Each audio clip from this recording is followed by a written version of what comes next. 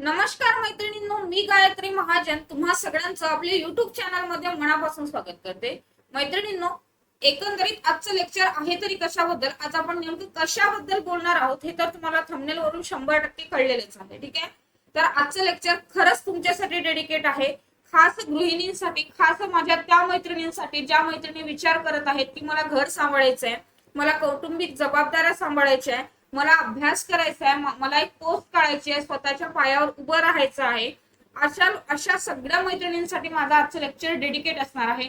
कारण बऱ्याच मैत्रिणी असतात, आपण आज बघतो की गृहिणी आहे, बऱ्याच वर्षाचा गॅप पडलेला आहे, पण कुठेतरी मनात वाटतं की यार माझ्यातली विद्यार्थिनी अजूनही जागी आहे. मनात विचार येतो की मीही 4 बायकांसाठी बाहेर जाऊ शकते. एक एक्झाम दिली, कदाचित त्या एक्झाम मध्ये नाही पण दुसऱ्या एक्झाम मध्ये मी जर अभ्यास केला, एखादी एक्झाम माझी निघाली तर माझ्याजवळही स्वतःचा पैसा असेल, मीही स्वतःच्या पायावर उभी असेल, मीही मानादारांना 4 चौघांमध्ये वावरू शकेल. असे बरेचसे प्रश्न आपल्या मनामध्ये असतात, बरोबर ना? तर चला आज त्याचबद्दल आपण नेमकं बोलणार आहोत. ठीक आहे, तर विद्यार्थी मित्रांनो, आधी तर तुम्हाला म्हणजे स्पेशली मैत्रिणींनो, नॉट मित्रांनो, स्पेशली आज मैत्रिणींसाठी बोलणार आहे, तर तुम्हाला आधी एक स्वतःचा पॉझिटिव्ह माइंडसेट ठेवावा लागेल. आणि हे लेक्चर मी खात्रीने सांगते 100% तुमच्या कामात येणार आहे. कारण पूर्णपणे नाही, कारण आपण एखादं जर आपण काम करत असू, त्या कामाला स्वतःला झोकून द्यावं लागेल. ते झोकून देणं ते काम तुमचं आहे, पण एक परफेक्ट गाईडलाईन भेटली, थोडं जरी मार्गदर्शन भेटलं तर ते मार्गदर्शन तुमच्या 100% कामात येऊ शकतं. चला तर सुरुवात करूया. बरेच प्रश्न तुमच्या मनात असतात आणि एक गृहिणी म्हणून मी ही स्वतःला तुमच्या जागेवर ठेवून बघते. ठीक आहे, कारण मी सुद्धा घर सांभाळते, माझं छोटं बाळ आहे, सगळ्यांना माहिती आहे, बरेच वेळा लेक्चर मध्ये असतं ते. तर 4 महिन्यांचं बाळ आहे, घर सांभाळणं आहे, कौटुंबिक जबाबदारी आणि ह्या सगळ्या गोष्टीतून मी जॉब करते. ठीक आहे, याआधी तुम्ही ज्या कंडिशन मधून सध्या जात आहात त्या कंडिशन मधून मी स्वतः गेलेली आहे, मी सुद्धा एक्झामची प्रिपरेशन केली. हे सगळं कसं असतं त्या दृष्टीने तुमचा माइंडसेट सध्याच्या कंडिशनला काय आहे हे मला परफेक्टली माहिती आहे. ठीक आहे, किंवा परफेक्टली नाही म्हटलं तरी 90% तरी मी त्या पद्धतीने तुमच्या पद्धतीने विचार 100% करू शकते. ठीक आहे, चला विद्यार्थी मित्रांनो, मैत्रिणींनो, आता ते तोंडात बसून गेलेलं आहे म्हणून निघतं, पण स्पेशली माझ्या मैत्रिणींनो हे तुमच्यासाठी असणार आहे. ठीक आहे, तर चला आता एक आपण जर विचार केला, एकंदरीत जर आपण विचार केला की तलाठी भरती तुम्ही ठरवलेला आहे. ठीक आहे, बऱ्याच जणांचं तलाठी भरती हे स्वप्न असतं, किंवा तलाठीच भरती नाही तर बाकी पण एक्झाम आहेत, नगर परिषद आहे, कुठली एखादी छोटी मोठी एक्झाम असेल तर त्या सगळ्या एक्झाम मधून एकंदरीत काय आहे तर सिलेबस जो आहे तो सारखा राहतो. ठीक आहे, आता आपण बऱ्याच विद्यार्थिनींचं काय होतं की लग्नानंतर त्यांनी पुस्तकाला हातच लावलेला नसतो. ठीक आहे, म्हणजे लग्न झाल्यानंतर कौटुंबिक जबाबदाऱ्या आहेत, छोटं बाळ आहे, या सगळ्यांमध्ये आपण स्वतःला एवढं गुंतवून घेतो की अभ्यासाचा आणि आपला संबंध उरत नाही. बरोबर आहे ना? मग अशा याच्यामध्ये आपण जर आता नव्यानं सुरुवात करत आहोत तर तुम्हाला 100% एक सिलेबस माहिती असला पाहिजे. आता जरी तलाठी भरती आहे, एमपीएससी कडे गेली आहे, पण आपण एकंदरीत जर विचार केला तर हे 4 सब्जेक्ट सगळ्या एक्झामला असतात. बरोबर आहे? मग आपण सरळ सेवेच्या दृष्टीने विचार करा किंवा तुमच्या एमपीएससीच्या दृष्टीने विचार केला तरी हे 4 सब्जेक्ट तुम्हाला दिसणार आहे. ते कुठले रे? तर जसं की मराठी व्याकरण आहे, अंकगणित बुद्धिमत्ता आहे, त्यानंतर इंग्रजी व्याकरण आहे, सामान्य ज्ञान आहे. ठीक आहे, 25-25 प्रश्न असतात आणि 50 गुण असतात त्याला, म्हणजे जवळपास 200 मार्क्सचा पेपर. हा जो एकंदरीत म्हणजे आढावा काढलेला आहे हा आधीपासून जो चालत आलेला आहे तलाठी भरतीसाठी त्यानुसार. आता बऱ्याच जणांच्या डोक्यात येतं की एमपीएससी कडे गेली आहे, मग प्री एक्झाम असेल का, मेन्स एक्झाम असेल का? तर सध्याच्या घडीला त्याचा विचार करू नका. ठीक आहे, सध्याच्या घडीला तुम्ही त्या गोष्टीचा विचार करू नका, कारण हे लेक्चर त्या गृहिणींसाठी आहे ज्यांनी आता सुरुवात केली आहे किंवा बरेच दिवसापासून सुरुवात केली आहे पण तरी एक्झाम निघत नाहीये, नेमकं कसं नियोजन करावं, कुठं चुकतंय, काय चुकतंय, ह्या सगळ्या चर्चा आपण करणार आहोत. पण तुम्हाला सिलेबस माहिती असणं गरजेचं आहे. मग पहिला पॉईंट काय तर तुमच्यासाठी सिलेबस काय आहे. ठीक आहे, तर विद्यार्थी मैत्रिणींनो, बघितलं तर हे 4 विषय आहे आणि 4 विषयाला प्रत्येकी 50 गुण, असं 200 मार्काचं आपण एकंदरीत पकडलं. ठीक आहे, मग आता तुमच्याकडे सगळ्यात मोठा पॉइंट असतो की मी एका एका विषयाला किती वेळ द्यावा, एका एका विषयाला किती महत्व द्यावं, तर मी 100% सांगेल की एक विषय आहे ना तो आपला पक्का असला पाहिजे. ठीक आहे. आता बरेच जण असतील ज्यांना मराठी फार इझी जाते. ठीक आहे, आपण पहिले मराठी बद्दल बोलू. आणि मी तुम्हाला सांगेन की मोरा वाळंबे सारखं पुस्तक आहे ज्यामध्ये छान पद्धतीने होतं. ठीक आहे, तर मोरा वाळंबे सारखं पुस्तक जर तुम्ही घेतलं, मोरा वाळंबे यांचं पुस्तक घेतलं, तर त्यामधून तुम्ही जवळपास 2 महिन्यामध्ये मराठी व्याकरणाचा पूर्ण सिलेबस पूर्ण करू शकता. 2 महिने. ठीक आहे, 2 महिने डेली जर तुम्ही 2 तास दिले ना,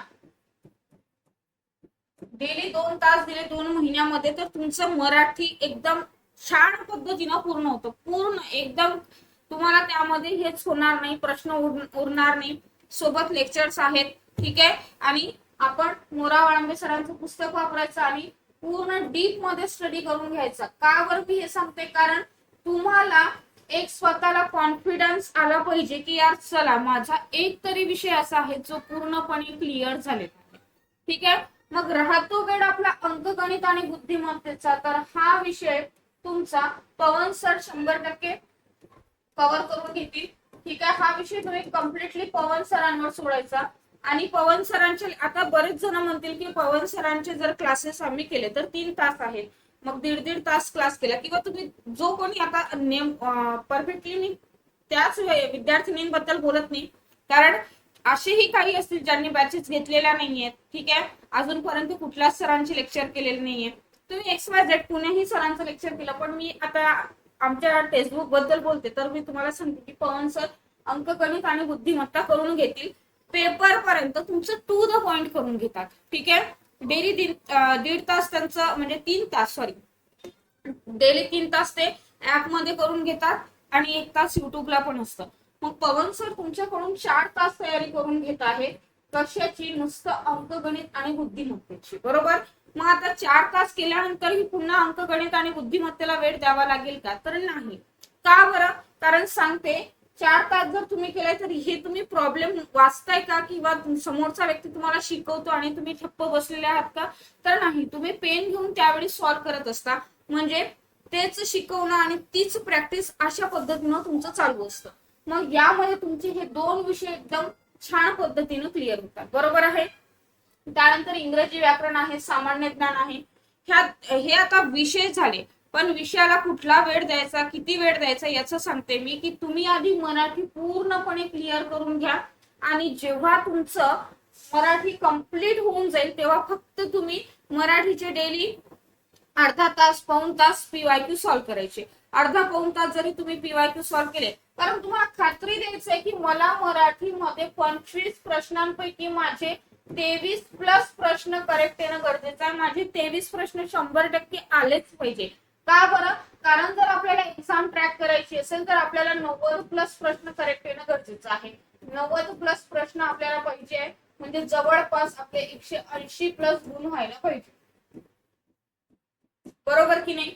मग जर असं असेल, असं नियोजन करत असणार तरच काय होणार आहे, तुम्ही एक्झाम ट्रॅक करू शकता. मग आता यामध्ये मी काय सांगितलं की मराठीमध्ये तुमचे 23+ प्रश्न बरोबर येणं गरजेचं आहे. आणि याच्यामध्ये पण मी म्हणेल 23+, म्हणजे 2 विषय तुमचे परफेक्ट झाले. मग राहिलं इंग्रजी आणि सामान्य ज्ञान. मग हेही विषय तुम्ही टप्प्याटप्प्यात छान पद्धतीनं करू शकता. बऱ्याच जणांच्या मनात इंग्लिशची भीती असते. रुचिता मॅडमचं लेक्चर आहे, तुम्ही आणखी दुसरे कुठले बुक्स प्रिफर करत असाल, दुसऱ्या कुठल्या सरांकडून, मॅडम कडून करत असाल, तर ते पण तुमच्या पद्धतीनं तुम्हाला ज्यांचं योग्य वाटतं त्या पद्धतीनं. पण आमच्या ऍपमध्ये रुचिता मॅडम घेतात, त्याही छान पद्धतीने घेतात. त्यानंतर सामान्य ज्ञानासाठी अंकुश सर आहेत. मग तुम्ही मी सांगितलं की आता तुम्ही म्हणणार की सुरुवातीलाच मॅडम फक्त सब्जेक्ट आणि त्यांच्या शिक्षकांबद्दल बोलायला लागले, आम्हाला तर नियोजन काहीच दिलं नाही.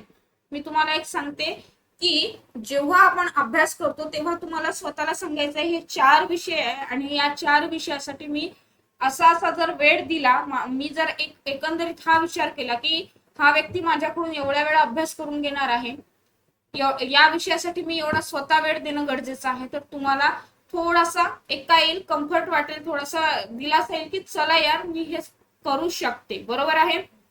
मग विद्यार्थी मैत्रिणींनो, तुम्हाला लक्षात काय घ्यायचं आहे की मराठी तुम्हाला 2 महिन्यात पूर्ण करायचं आहे.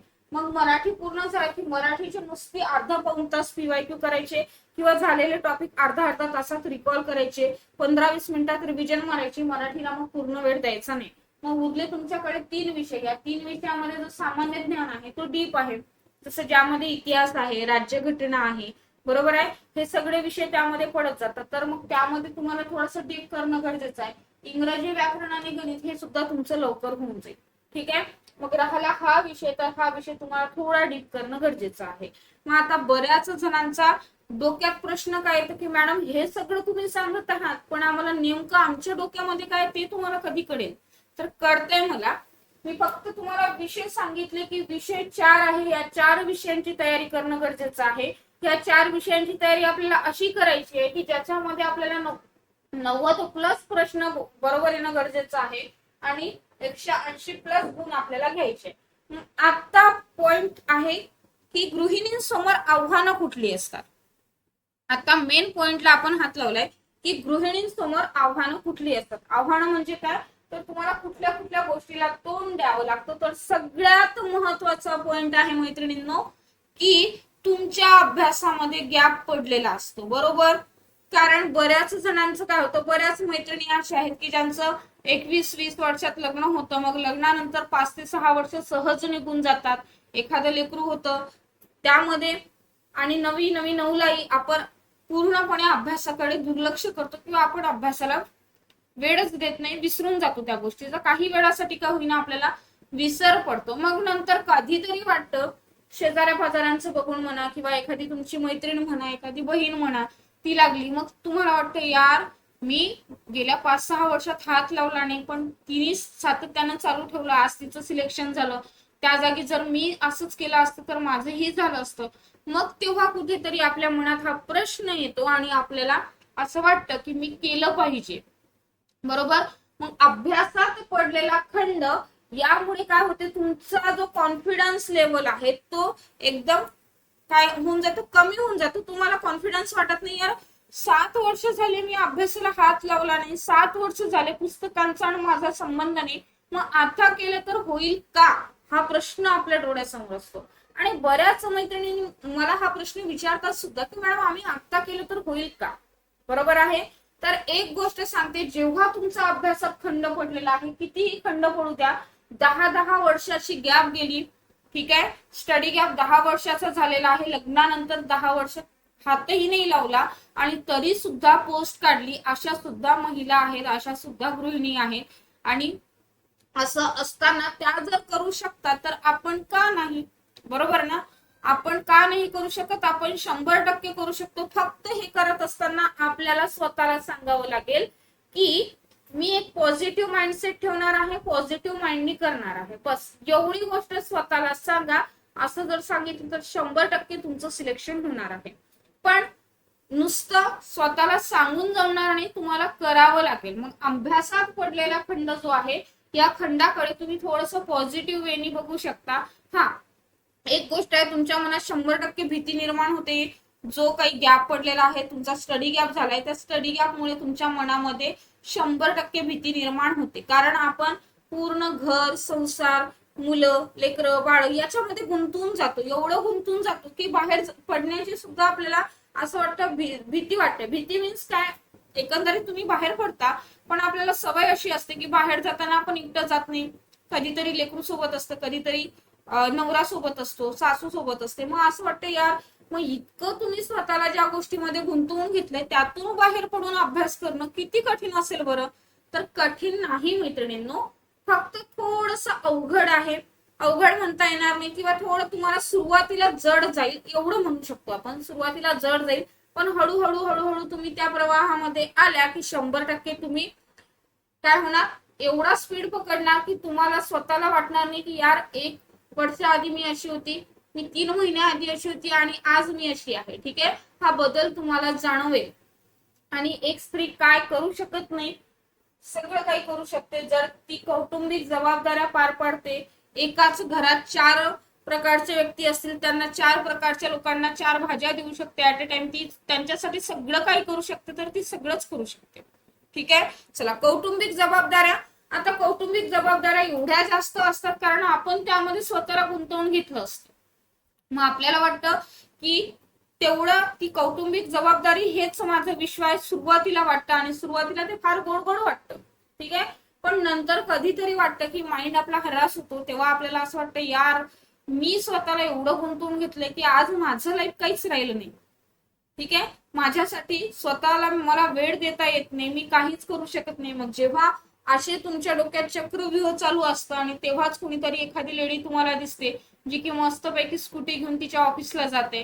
ठीक आहे, मस्तपैकी तिची कार घेऊन ऑफिसला जात आहे, तिच्या घरी कामवाल्या बाया येतात, काम करून जातात. मग तेव्हा तुम्हाला वाटतं यार मी कुठेतरी मागे राहिले, मी स्वतःकडे लक्ष दिलं नाही, मी आता करायला पाहिजे. मग हे जे वाटतंय ना तोच पॉइंट पकडायचा आणि तिथूनच सुरुवात करायची. ज्या दिवशी तुम्हाला असं वाटलं की मी स्वतःसाठी काही केलं नाही, आज काहीतरी करायला पाहिजे, तर त्या दिवशी 100% तुम्ही एकच विचार करायचा, माझं आयुष्य जर मला बदलायचं असेल तर मला स्वतःला एखादी पोस्ट काढणं गरजेचं आहे. ह्या कौटुंबिक जबाबदाऱ्या पार पाडत पाडत आपण करू शकत नाही का, तर 100% करू शकतो. याचं उदाहरण कोण, तर याचं उदाहरण भरपूर आहे. आणि मी एक स्वतः सांगते की मी जॉब करत आहे, डिलिव्हरी नंतर फक्त 8 दिवस सुट्ट्या घेतल्या मी, 8 दिवस. त्यानंतर मी सगळे काम पण करते घरचे. असं नाही की माझ्याकडे प्रत्येक कामाला बाई आहे, कारण आमची जॉईंट फॅमिली असल्यामुळे कामाला बाया भेटत नाही तेवढ्या.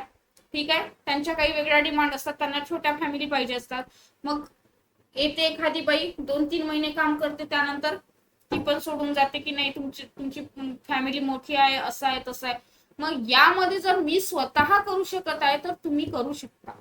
ठीक आहे, आणि तुम्ही करायला पाहिजे. स्वतःला पॉझिटिव्हली सांगा, मी करू शकते, मी करू शकते, हे वाक्य 3दा तरी म्हणा आणि तुम्हाला वाटेल की खरंच तुम्ही करू शकता. ठीक आहे, मग अशामध्ये भीती असते की मी अभ्यास केला तर माझा अभ्यास पूर्ण होईल का, ठीक आहे, घरचे काय म्हणतील, इतक्या जबाबदाऱ्या सांभाळून मी करू शकेल का, त्यानंतर माझी पोस्ट नाही निघाली तर घरचे टोमणे मारतील का. तर मारू द्या ना, टोमणे मारतील, कारण आपण परिपूर्ण नाहीये. आज सुरुवात केली आहे, केलेला अभ्यास कधीच वाया जात नाही. तुम्ही प्रामाणिकपणे जर स्वतःला 6 महिने झोपून दिलं, प्रामाणिकपणे स्वतःला 6 महिने दिवसाला 6 तास जर तुम्ही दिले अभ्यासासाठी, तर तुम्ही 100% ते पूर्ण करू शकता. मग आता बऱ्याच महिला म्हणतील, बऱ्याच गृहिणी म्हणतील, बऱ्याच मैत्रिणी म्हणतील की मॅडम तुम्हाला बोलणं फार सोपं वाटतंय हो, पण 6 तास म्हणजे खूप मोठी गोष्ट आहे. तर हे बघा मैत्रिणींनो, तुम्हाला तुमच्या कामातून वेळ चोरता आली पाहिजे. आता चोरता आली पाहिजे म्हणजे नेमकं काय, तर तुम्ही जर कामाला सकाळी 7ला सुरुवात करत असाल, आपण एकंदरीत एक ऍव्हरेज टाइम पकडू, जर तुम्ही सकाळी 7 वाजता कामाला सुरुवात करत असाल तर तुम्हाला सकाळी 5 वाजता उठावं लागेल. ठीक आहे, किती वाजता उठावं लागेल, 5 वाजता उठावं लागेल. 5 वाजता उठून तुम्ही 2 तास काय करू शकता, स्टडी करू शकता. 2 तास तुम्ही स्टडी करू शकता, कारण 5 वाजता जर तुम्ही उठले तर तुम्ही 2 तास स्टडी करू शकता. 7 वाजेपर्यंत, 6:45 पर्यंत तुमचा छान पद्धतीने अभ्यास होतो. त्यानंतर तुम्ही तुमची साधारणतः 7 ते 10 पकडलं. आता चला हे आपण नियोजन जे आहे ना आपण शेवटच्याच याच्यावर बघू, जिथे चला एक विचार जर केला, आता गृहिणींनी वेळ कसा चोरावा हे मला सांगायचंय. तर साधारण जर तुम्ही सकाळी 5ला उठले, ठीक आहे, सकाळी 5ला तुम्ही उठले आहात, तर सकाळी 5 वाजतापासून 7 वाजेपर्यंत तुम्ही काय करू शकता, या वेळेस स्टडी करू शकता. त्यानंतर सकाळी 7 वाजतापासून जनरली तुमची कामं चालतात, 3-1 तास तुमची कामं चालतात. ठीक आहे, 10 वाजेपर्यंत तुमची कामं चालत असतील. मग ह्या 3 तासात जर तुमचे काम होत आहे, त्यानंतर 10 नंतर तुम्ही थोडासा स्वतःला वेळ द्या. थोडं 15-20 मिनिटं, 30 मिनिटं, अर्धा तासापर्यंत तुम्ही रिलॅक्स होणं गरजेचं आहे. पुन्हा तुम्ही जर मी 10:30 पासून पकडलं तर तुम्ही साधारणतः 1-1:30 वाजेपर्यंत तुमचा काय करू शकता, पुन्हा एकदा स्टडी करू शकता. बरोबर आहे. त्यानंतर 1:30 वाजता तुमचे जेवण वगैरे आटोपले, दुपारचे 1 वाजता आटपत असतील. आता तो तुमचा वेळ आहे, तुमच्या घरचं कसं नियोजन आहे, कसं शेड्यूल आहे हे मला माहित नाही, पण मी जस्ट रफ स्ट्रक्चर सांगते की 1:30 वाजतापासून पुन्हा तुम्ही स्टडी करू शकता. ठीक आहे, मग तुम्हाला थोडासा थकवा आल्यासारखा वाटतो. 1:30 वाजतापासून तुम्ही जर 3 वाजेपर्यंत अभ्यास केला तर तुमचा जवळपास काय होतो, 1.5 तास स्टडी होतो. त्यानंतर 3 ते 40 मिनिटं 45 मिनिटापर्यंत स्वतःला रिलॅक्स करून घ्या. त्यानंतर पुन्हा एकदा चहा घेतला दुपारचा की थोडासा अभ्यास करा. ठीक आहे. पुन्हा सायंकाळची थोडी कामं झाली की रात्री अभ्यास करा. रात्री लेकरा बाळांना झोपवलं की तुम्हाला पुन्हा अभ्यास करावा लागेल. तुम्ही जर रात्री 11-10 वाजता पण बसले किंवा 9ला पण बसले, आपण 10चं पकडू, एकंदरीत 10 वाजता जर पुन्हा तुम्ही बसले रात्री, ठीक आहे, तर तुम्हाला किमान 11:30 पर्यंत म्हणा, 12 पर्यंत म्हणा, तुम्हाला अभ्यास करावा लागेल. गृहिणींना हा वेळ सोडता आला पाहिजे. तुम्हाला तो वेळ काढता आला पाहिजे. तुम्हाला वेळ मिळणारच नाही, 100% मिळणार नाही, पण तो तुम्हाला काढावा लागेल. हे कठोर सत्य आहे. ठीक आहे. हा, मग मी गृहिणी आहे, मला खर्च खूप काम असतात, मग 3 तास अभ्यास केला तर चालेल का? नाही, 100% चालणार नाही. का बरं? कारण ऑलरेडी एवढा गॅप झालाय. सत्य परिस्थिती काय आहे की भरपूर कॉम्पिटिशन आहे. त्या एखाद्या पोस्टसाठी हजारो विद्यार्थी, लाखो विद्यार्थी डोळे लावून बघतायत, डोळे लावून वाट बघतायत. ठीक आहे. त्याकडे आशेनं बघतायत की ही जागा केव्हा पडणार आणि केव्हा एकदा मी फॉर्म भरणार. मग अशा कॉम्पिटिशन मध्ये जर आपल्याला टिकायचं असेल तर आपल्याला सातत्यानं 6 ते 7 तास, नका 7 तास म्हणून, सुरुवातीला 6 तास करा. त्यानंतर जशी जशी एक्झाम जवळ येईल तसा तसा थोडा थोडा अभ्यास वाढवा. मग आता यामध्ये तुम्ही थकणार नाही का? मॅडम आम्ही थकतो, आम्हाला त्रास होतो. हा, होतो, 100% होतो. तुम्ही थकणार, तुम्हाला त्रास होणार, पण तुम्हाला तो त्रास, तुम्हाला ते थकणं काही दिवस सहन करावं लागेल. ठीक आहे. 100% करावं लागेल, त्याशिवाय होणार नाही. त्यानंतर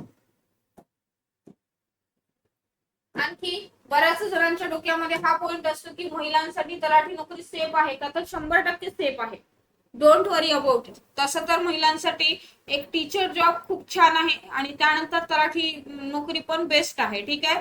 बऱ्याच मैत्रिणी करत आहेत, असं नाही की कुणी करत नाही. खूप भीतीदायक जॉब आहे का महिलांसाठी? तर नाही, 100% काय आहे, एकदम बेस्ट नोकरी आहे, सुवर्ण संधी आहे, मान सन्मान मिळतो, सगळ्या गोष्टी मिळतात, पैसा भरपूर मिळतो. बरोबर. त्यानंतर साधारणपणे जर पहिली 3 महिन्यांचं नियोजन करा की 3 महिन्यामध्ये मी किती टॉपिक कव्हर केले, काय केले. 90 दिवसांचं जर तुम्ही नियोजन करत असाल तर तुम्हाला 90 दिवसामध्ये दररोज 6 तास काढले, तुमचा किती अभ्यास झाला हे तुम्हाला स्वतः अनालाइज करावं लागेल. ठीक आहे. क्लिअर. जवळपास तुमचे 90 दिवसांचे 6 तासाप्रमाणे काढले तर 550 तास होतात आणि त्या 550 तासामध्ये तुमचा अभ्यास. आता बऱ्याच मैत्रिणी म्हणतात की 4 तास अभ्यास केला तरी होऊन जाईल, 3 तास अभ्यास केला तरी होऊन जाईल. तर असं नाहीये बरं का. कठोर आहे पण सत्य आहे, कारण तुम्हाला ते स्वीकारावं लागेल.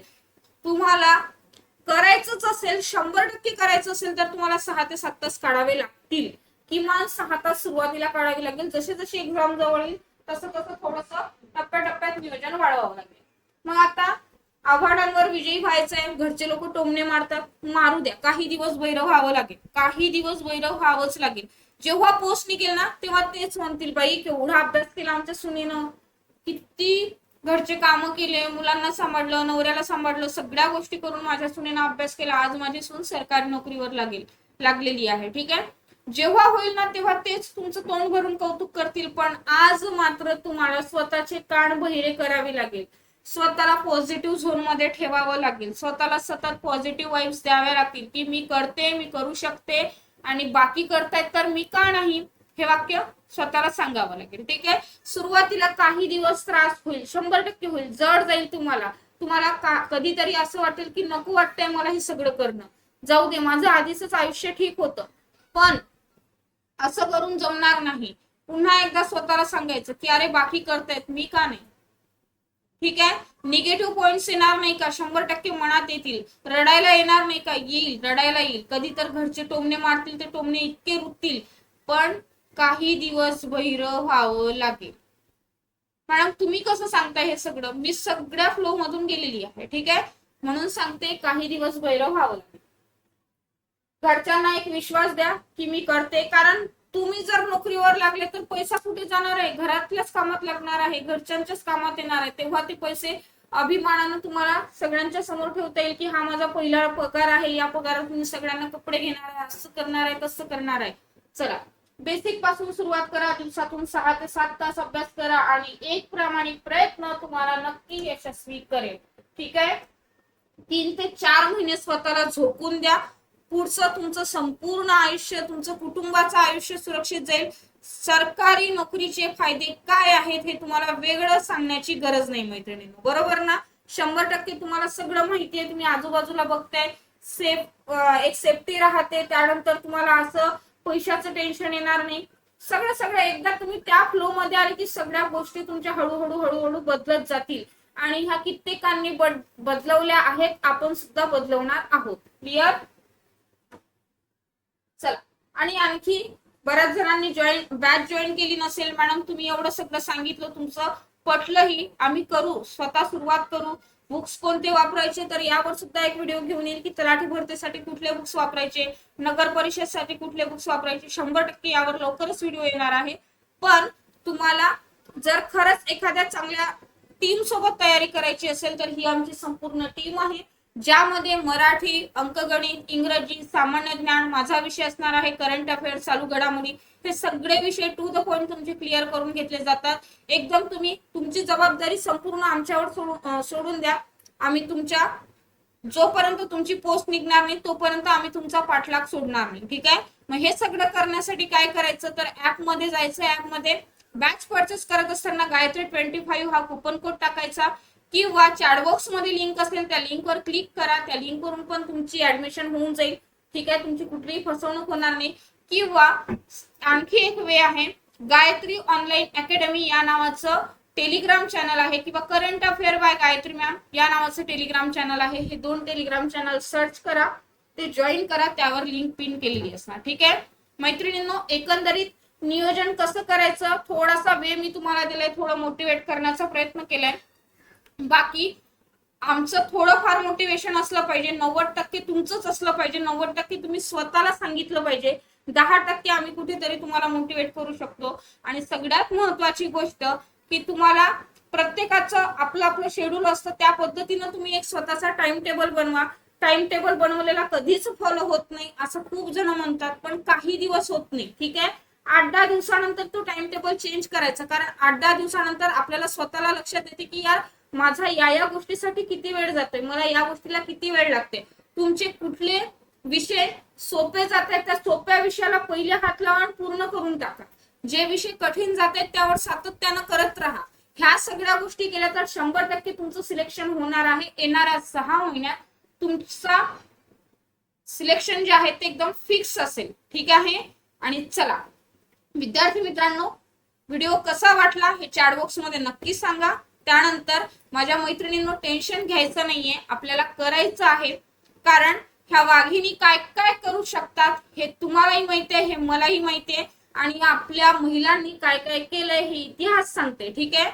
तर ह्या सगळ्या गोष्टीसाठी स्वतःला सिद्ध करण्यासाठी, आणि तुम्ही स्वतःला इतरांसाठी सिद्ध करायचं नाहीये, तुम्ही स्वतःसाठी सिद्ध करा स्वतःला. तुम्ही जर पोस्ट काढली तर तुमच्या आई वडिलांचे चेहरे बघा, तुमच्या नवऱ्याचा चेहरा बघा, तुमच्या लेकरांचे चेहरे बघा. खास करून फायदा होणार आहे तुमची पोस्ट निघाली तर तुमच्या लेकरांना. ठीक आहे?